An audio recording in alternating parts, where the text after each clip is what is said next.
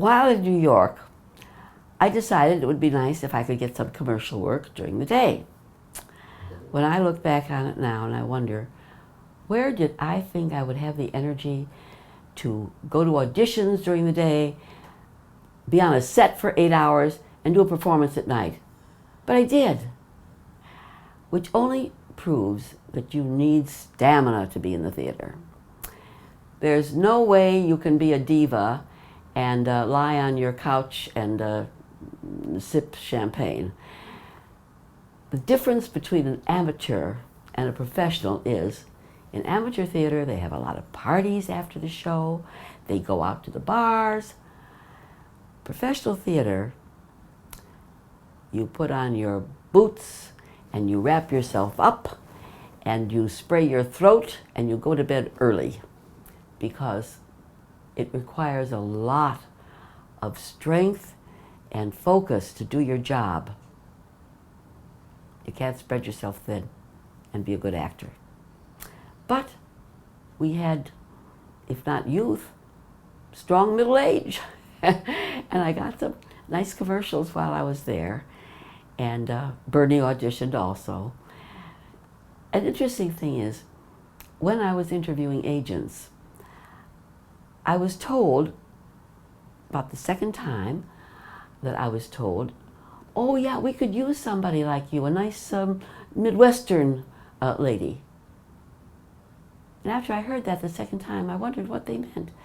So I asked who was interviewing me, and I said, what do you mean by Midwestern type? And he said, well, you know, open, smiling.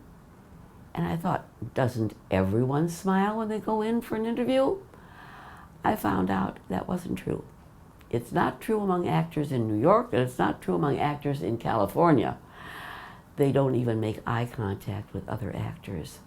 They are so wrapped up. I don't understand why they can't be open and friendly. As a matter of fact, at an audition in New York, there were 2 women in the play I was auditioning for, and I recognized one of the women who was sitting waiting for the audition would be the other half of the duo. So I went to her and I said, would you like to read the scene together? Thinking we could get a little practice in before we were on camera. And she said, no, I have to be centered. I never heard of anything like that in Chicago. In Chicago, we're much more friendly and helpful to each other. So, the show lasted at Lamb's Theater for over 2 years. I left after 7 months. Why did I leave? There was no pressure, really. My children were grown. My husband could certainly get along without me, and he visited New York frequently and stayed sometimes for a full week. But I felt I wasn't home. I wasn't in my milieu taking care of things. Maybe Sam was lonesome. I left after 7 months, and a friend asked me, if this happened today, would you do it the same way? No, I don't think so. I might have stayed longer. Curiously, several months after I came home, I got a call from the stage manager early one morning. She said, Roz, can you be here for matinee this afternoon? It was a Wednesday. Why? The understudy got sick, and the actor was on vacation, and the understudy got sick. They needed somebody for matinee.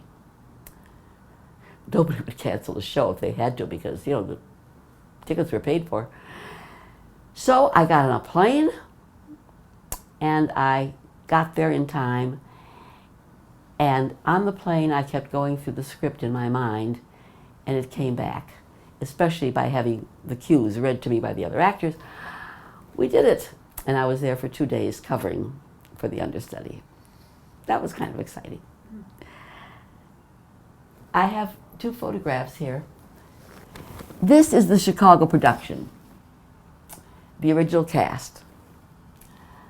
There's myself and Bernie. This is a photograph of the production in New York.